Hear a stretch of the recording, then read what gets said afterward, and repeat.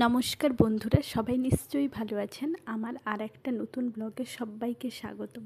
এখন যে রেসিপিটা দেখাতে চলেছি তার আগে বলবো যে এই রেসিপিটা রান্না করার আগে একটু বেশি করে চাল নিয়ে নেবে, নাহলে আমার মতো পস্তাবে। আমার মতো কিভাবে পস্তাবে সেটা ভিডিও লাস্টেই দেখতে পাবে। ওই যে পাবদা মাছগুলো অনেক কম দামে পেয়েছিলাম, দেখুন পাবদা মাছগুলো প্রত্যেকটাতে পেটে ডিম আছে, আর কত বড় বড় সাইজের পাবদা মাছগুলো। আর বাজার থেকে নিয়ে আসার সময় এগুলো নিয়ে আসছিলাম, পরে ভাবলাম যে নর্মালি তো ঝোল টোল করে থাকি, আজকে একটু অন্য ধরনের কিছু রান্না করব। ট্রাই করে দেখবো যে পাবদা মাছের পাতুরি ঠিক কেমন লাগে খেতে। তার জন্য প্রথমেই দরকার কলা পাতা, আর কলা পাতা তো এখানে পাওয়া খুব দুষ্কর ব্যাপার। তাই রুম মালিকের ঘরের পিছনে হয়েছিল কলা গাছগুলো। কলা পাতাগুলো যদিও ফেটে গেছিলো, তবু হেলমেট পরে গেছি যাতে আমাকে কেউ চিনতে না পারে। দিয়ে কয়েকটা ফাটা কলা পাতাগুলোও তুলে নিয়ে চলে আসছিলাম। তারপরে ওগুলোকে ভালো করে লবণ হলুদ মেখে রেখে দিয়েছিলাম কিছুক্ষণে।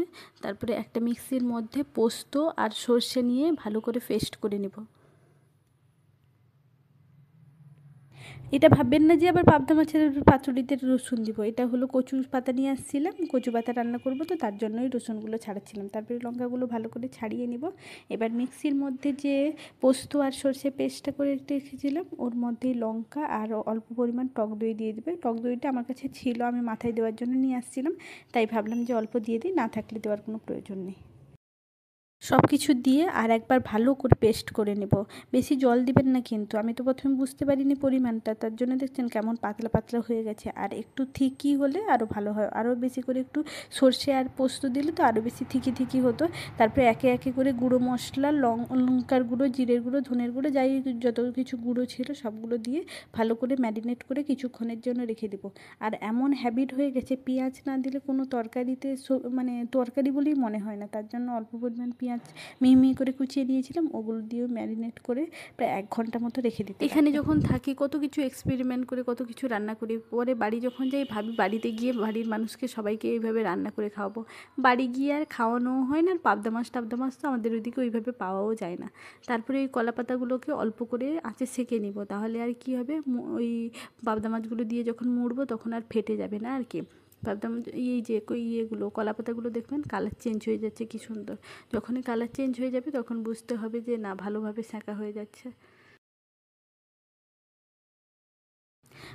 পাতুরি খাওয়া মুখের কথা নয়, এই পাতুরি খেতে গিয়ে আমার একটা গুটি পুরো সুতো পুরো শেষ হয়ে গেল এই পাতুরির চক্করে পড়ে।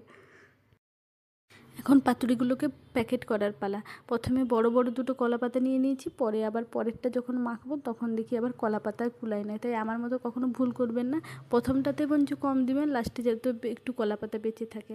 তারপরে ওগুলোকে ভালো করে প্যাক করে সুতো দিয়ে জড়াতে থাকবেন যতক্ষণ না মোটামুটিভাবে মনে হয় যে না, এবার আর ভেতরের ইয়েগুলো ঝোলগুলো বেরিয়ে যাবে না।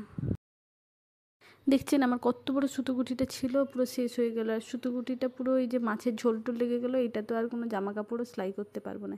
এই যে এখন আপাতত মোটামুটিভাবে প্যাক করা কমপ্লিট হয়েছে। হ্যাঁ, এটা দেখে বোঝা যাচ্ছে যে যাই হোক করে হয়েছে, কিন্তু এত ভালো করে তো পারি না।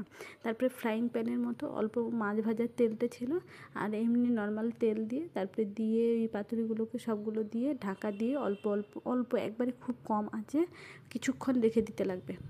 এতটাই কম আঁচে রাখবেন যেরকম আমি এক পিঠ ভাজতে ভাজতে এক বালতি কাপড় কেচে চলে আসি, তারপরে আবার এক পিঠ উল্টে দিয়ে তারপরে রুম পরিষ্কার করা, রুম ঝাড় দেওয়া, রুম মোছা সব কিছু করে চলে আসছেন। ভাবুন কেমন তাহলে লো আঁচে আমি রেখেছিলাম।